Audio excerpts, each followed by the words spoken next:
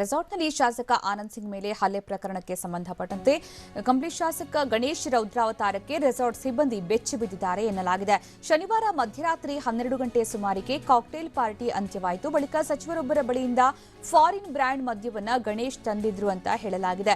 ಶಾಸಕ ಗಣೇಶ್ ರೌದ್ರಾವತಾರ ಈಗ ಬಹಿರಂಗವಾಗಿತ್ತು. ಇದಕ್ಕೆ ಸಿಬ್ಬಂದಿಯೇ ಬೆಚ್ಚಿ ಬಿದ್ದಿದ್ದಾರೆ ಅಂತ ಹೇಳಲಾಗಿತ್ತು. ಅವತ್ತು ಏನಾಯಿತು ಅಂತ ನೋಡೋದಾದ್ರೆ, ಶನಿವಾರ ಮಧ್ಯರಾತ್ರಿ 12 ಗಂಟೆ ಸುಮಾರಿಗೆ ಕಾಕ್ಟೇಲ್ ಪಾರ್ಟಿ ಅಂತ್ಯವಾಯಿತು. ಬಳಿಕ ಸಚಿವರೊಬ್ಬರ ಬಳಿಯಿಂದ ಫಾರಿನ್ ಬ್ರ್ಯಾಂಡ್ ಮದ್ಯವನ್ನ ಗಣೇಶ್ ತಂದಿದ್ರು. ಅಷ್ಟು ಮಾತ್ರ ಅಲ್ಲ, ಫಾರಿನ್ ಬ್ರ್ಯಾಂಡ್ ಮದ್ಯಕ್ಕೆ ನೀರನ್ನು ಕೂಡ ಬೆರೆಸದೇನೆ ಕುಡಿದು ಗಣೇಶ್ ಅಬ್ಬರಿಸಿದ್ರು ಅಂತ ಹೇಳಲಾಗಿದೆ.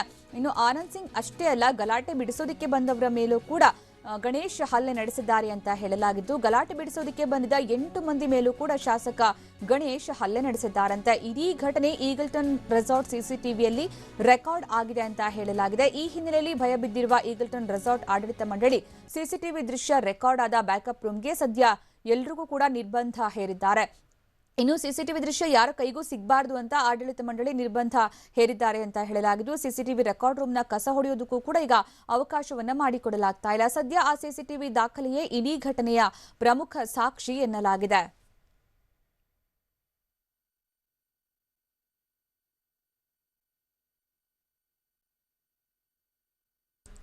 ರೆಸಾರ್ಟ್ನಲ್ಲಿ ಶಾಸಕ ಆನಂದ್ ಸಿಂಗ್ ಮೇಲೆ ಹಲ್ಲೆ ನಡೆಸಿರುವ ಪ್ರಕರಣಕ್ಕೆ ಸಂಬಂಧಪಟ್ಟಂತೆ ಶಾಸಕ ಗಣೇಶ್ ಯಾವ ರೀತಿ ರೌದ್ರಾವತಾರ ತೋರಿದ್ರು ಅವತ್ತು ಅನ್ನೋದಕ್ಕೆ ಸಾಕ್ಷಿಯಾಗಿ ಸಿಸಿಟಿವಿ ರೆಕಾರ್ಡ್ ಇದೆ ಅಂತ ಹೇಳಲಾಗಿದ್ದು, ಆದರೆ ಆ ರೂಮ್ಗೆ ಈಗ ಬೀಗ ಹಾಕಲಾಗಿದೆ. ಯಾರಿಗೂ ಕೂಡ ಅವಕಾಶವನ್ನು ನೀಡ್ತಾ ಇಲ್ಲ ಈಗಲ್ಟನ್ ರೆಸಾರ್ಟ್ನ ಆಡಳಿತ ಮಂಡಳಿ. ಇನ್ನು ಶನಿವಾರ ಮಧ್ಯರಾತ್ರಿ ಏನಾಯಿತು ಅಂತಂದ್ರೆ, 12 ಗಂಟೆ ಸುಮಾರಿಗೆ ಕಾಕ್ಟೇಲ್ ಪಾರ್ಟಿ ಅಂತ್ಯವಾಗಿತ್ತು. ಬಳಿಕ ಸಚಿವರೊಬ್ಬರ ಬಳಿ ಅಂದ್ರೆ ಪಾರ್ಟಿ ಆದ ಮೇಲೂ ಕೂಡ ಡ್ರಿಂಕ್ಸ್ ಅನ್ನ ಮುಂದುವರೆಸಿದ್ರು ಗಣೇಶ್ ಅವರು. ಸಚಿವರೊಬ್ಬರ ಬಳಿಯಿಂದ ಫಾರಿನ್ ಬ್ರ್ಯಾಂಡ್ ಮದ್ಯವನ್ನ ತಂದಿದ್ರು. ಅದು ಫಾರಿನ್ ಬ್ರ್ಯಾಂಡ್ ಮದ್ಯಕ್ಕೆ ನೀರನ್ನು ಕೂಡ ಬೆರೆಸದೆ ರಾ ಆಗಿ ಕುಡಿದು ಅಬ್ಬರಿಸಿದ್ರು ಗಣೇಶ್ ಅಂತ ಹೇಳಲಾಗಿದ್ದು, ಆನಂದ್ ಸಿಂಗ್ ಅಲ್ಲದೆ ಗಲಾಟೆ ಬಿಡಿಸೋದಕ್ಕೆ ಬಂದವರ ಮೇಲೂ ಕೂಡ ಇವರು ಹಲ್ಲೆ ಮಾಡಿದ್ದಾರಂತೆ. ಇನ್ನು ಗಲಾಟೆ ಬಿಡಿಸೋದಕ್ಕೆ ಬಂದಿದ್ದ 8 ಮಂದಿಗೂ ಕೂಡ ಶಾಸಕ ಗಣೇಶ್ ಹಲ್ಲೆ ನಡೆಸಿದ್ದಾರೆ ಅಂತ ಹೇಳಲಾಗಿದ್ದು, ಈ ಇಡೀ ಘಟನೆ ಈಗಲ್ಟನ್ ರೆಸಾರ್ಟ್ ಸಿಸಿಟಿವಿಯಲ್ಲಿ ರೆಕಾರ್ಡ್ ಆಗಿದೆ.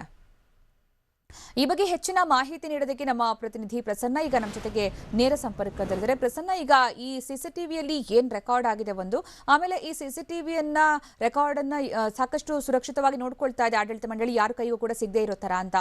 ಹಾಗಿದ್ರೆ ಪೊಲೀಸರು ಇದನ್ನ ಆದಷ್ಟು ಬೇಗ ವಶಪಡಿಸ್ಕೋಬೇಕಲ್ವಾ ತನಿಖೆ ವಿಚಾರವಾಗಿ? ಖಂಡಿತ ಸುಕನ್ಯಾ, ಈಗಲ್ಟನ್ ರೆಸಾರ್ಟ್ನಲ್ಲಿ ಶಾಸಕ ಗಣೇಶ್ ಮತ್ತು ಆನಂದ್ ಸಿಂಗ್ ಅವರು ನಡೆದಂತಹ ಮಾರಾಮಾರಿ ಪ್ರಕರಣಕ್ಕೆ ಸಂಬಂಧಪಟ್ಟಂತೆ ಈ ಸಿಸಿಟಿವಿ ಫುಟೇಜ್ ಅತ್ಯಂತ ಪ್ರಮುಖ ಸಾಕ್ಷಿಯಾಗುತ್ತೆ. ಅವತ್ತು ಶನಿವಾರ ಕಾಕ್ಟೇಲ್ ಪಾರ್ಟಿಯನ್ನ ಕಾಂಗ್ರೆಸ್ನ ನಾಯಕರು ತಮ್ಮ ಶಾಸಕರನ್ನ ಸಂತೃಪ್ತಿಗೊಳಿಸೋದಕ್ಕೆ ಅಂತೇಳಿ ಆ ಒಂದು ಪಾರ್ಟಿಯನ್ನು ಆಯೋಜನೆ ಮಾಡಿರ್ತಾರೆ. ಮಧ್ಯರಾತ್ರಿ 12 ಗಂಟೆ ಅಷ್ಟೊತ್ತಿಗೆ ಕಾಕ್ಟೇಲ್ ಪಾರ್ಟಿ ಮುಕ್ತಾಯ ಹಂತವನ್ನು ತಲುಪುತ್ತೆ. ಆದರೆ ಅಲ್ಲಿಯ ತನಕವೂ ಕುಡಿದಿದ್ದಂತಹ ಶಾಸಕರೆಲ್ಲರೂ ಕೂಡ ತಮ್ಮ ತಮ್ಮ ರೂಮಿಗೆ ಹೋದ್ರೂ ಕೂಡ ಶಾಸಕ ಗಣೇಶ್ ಮತ್ತೆ ವಾಪಸ್ ಹೋಗಿ ಸಚಿವರೊಬ್ಬರ ಬಳಿ ಒಂದು ವಿದೇಶಿ ಮದ್ಯದ ಬಾಟಲ್ನ ವಾಪಸ್ ತರ್ತಾರೆ. ಆ ಒಂದು ವಿದೇಶಿ ಮದ್ಯವನ್ನ ರಾ ಆಗಿ ಕುಡಿತಾರೆ. ಅದಕ್ಕೆ ಏನನ್ನೂ ಕೂಡ ಮಿಕ್ಸ್ ಮಾಡ್ಕೊಳ್ಳೋದಿಲ್ಲ. ಹಾಗೆ ರಾ ಆಗಿ ಕುಡಿದಂತಹ ಕಂಪ್ಲಿ ಗಣೇಶ್ ಅವರು ಅದಾದ ನಂತರವಷ್ಟೇ ಗಲಾಟೆಯನ್ನ ಪ್ರಾರಂಭ ಮಾಡ್ತಾರೆ. ಇದು ಅತ್ಯಂತ ವಿಕೋಪಕ್ಕೆ ಹೋಗುತ್ತೆ. ಆ ಒಂದು ಈಗಲ್ಟನ್ ರೆಸಾರ್ಟ್ ನಲ್ಲಿ ಆ ಸಂದರ್ಭದಲ್ಲಿ ಇದ್ದಂತಹ ಸಿಬ್ಬಂದಿಯೂ ಕೂಡ ಅವರ ರೌದ್ರಾವತಾರವನ್ನ ನೋಡಿ, ಕ್ರೂರತ್ವವನ್ನು ನೋಡಿ ಇವತ್ತಿಗೂ ಕೂಡ ಬೆಚ್ಚಿ ಬಿದ್ದಿದ್ದಾರೆ. ಅಂತಹ ರೀತಿಯಲ್ಲಿ ಶಾಸಕ ಗಣೇಶ್ ಅವರು ತಮ್ಮ ಅಬ್ಬರವನ್ನ ತೋರಿಸಿರುವಂತದ್ದು. ಜೊತೆಗೆ ಆನಂದ್ ಸಿಂಗ್ ಅವರ ಮೇಲೆ ಪಾಟ್ ತೆಗೆದುಕೊಂಡು ಹಲ್ಲೆ ಮಾಡಿದ ನಂತರವೂ ಕೂಡ ಉಳಿದವರು ಅವರನ್ನ ಬಿಡಿಸೋದಕ್ಕೆ ಬರ್ತಾರೆ. ಬಿಡಿಸೋದಕ್ಕೆ ಬಂದಂತಹ 8 ಜನರ ಮೇಲೂ ಕೂಡ ಕಂಪ್ಲಿ ಗಣೇಶ್ ಅವರು ಹಲ್ಲೆ ನಡೆಸಿದ್ದಾರೆ ಅನ್ನುವಂಥದ್ದನ್ನ ಪ್ರತ್ಯಕ್ಷದರ್ಶಿಗಳೇ ಈಗಲ್ಟನ್ ರೆಸಾರ್ಟ್ನ ಸಿಬ್ಬಂದಿಯೇ ಮಾಹಿತಿಯನ್ನ ಕೊಡ್ತಾ ಇದ್ದಾರೆ. ಈ ಎಲ್ಲಾ ಸಂಪೂರ್ಣವಾದಂತಹ ಘಟನೆ, ಅವರ ಕಂಪ್ಲಿ ಗಣೇಶ್ ಅವರ ರೌದ್ರಾವತಾರ, ಆ ರೀತಿಯ ಕ್ರೂರತ್ವವನ್ನು ಯಾವ ರೀತಿ ಮೆರೆದ್ರು ಅನ್ನುವಂಥದ್ದು ಕಂಪ್ಲೀಟ್ ಆಗಿ ಸಿಸಿಟಿವಿ ಫುಟೇಜ್ ನಲ್ಲಿ ರೆಕಾರ್ಡ್ ಆಗಿದೆ. ಹೀಗಾಗಿ ಸದ್ಯ ಆಡಳಿತ ಮಂಡಳಿ ಕೂಡ ಈಗಲ್ಟನ್ ರೆಸಾರ್ಟ್ನ ಆಡಳಿತ ಮಂಡಳಿ ಸಂಪೂರ್ಣವಾಗಿ ಈ ಘಟನೆಯಿಂದ ಬೆಚ್ಚಿ ಬಿದ್ದಿದ್ದು, ಅಲ್ಲಿ ಇರುವಂತಹ ಸಿಸಿಟಿವಿ ಫುಟೇಜ್ ಅನ್ನ ಕಾಪಾಡಬೇಕು ಮತ್ತು ಅದು ಬೇರೆ ಎಲ್ಲಿಯೂ ಹೊರಗಡೆಯವರಿಗೆ ಕೈಗೆ ಸಿಗಬಾರ್ದು ಅನ್ನುವಂಥ ನಿಟ್ಟಿನಲ್ಲಿ ಸಾಕಷ್ಟು ಎಚ್ಚರಿಕೆಯನ್ನು ವಹಿಸ್ತಾ ಇದೆ. ಆ ಒಂದು ಘಟನೆ ನಡೆದಂತಹ ರೂಮಿನ ಕಡೆಗೂ ಕೂಡ ರೆಸಾರ್ಟ್ನ ಸಿಬ್ಬಂದಿಯನ್ನ ಬಿಡ್ತಾ ಇಲ್ಲ. ಮತ್ತೆ ಸಿಸಿಟಿವಿ ಫುಟೇಜ್ ಏನು ಬ್ಯಾಕಪ್ ಇತ್ತು, ಆ ಬ್ಯಾಕಪ್ ಇದ್ದಂತಹ ರೂಮ್ನ ಕಡೆಗೂ ಕೂಡ ಸಿಬ್ಬಂದಿಗೆ ಹೋಗೋದಕ್ಕೆ ನಿರ್ಬಂಧವನ್ನ ಹೇರಲಾಗಿದೆ. ಅಲ್ಲಿ ಹೋಗಿ ಕಸವನ್ನು ಕೂಡ ಗುಡಿಸೋದು ಬೇಡ ಅನ್ನುವಂಥ ಸೂಚನೆಯನ್ನ ಆಡಳಿತ ಮಂಡಳಿ ನೀಡಿದೆ. ಹೀಗಾಗಿ ಇಡೀ ಘಟನೆಯಲ್ಲಿ ಸಿಸಿಟಿವಿ ಫುಟೇಜ್ ಅತ್ಯಂತ ಪ್ರಮುಖ ಸಾಕ್ಷಿಯಾಗಿ ಪರಿಗಣಿಸಲ್ಪಡಬೇಕಾಗುತ್ತೆ.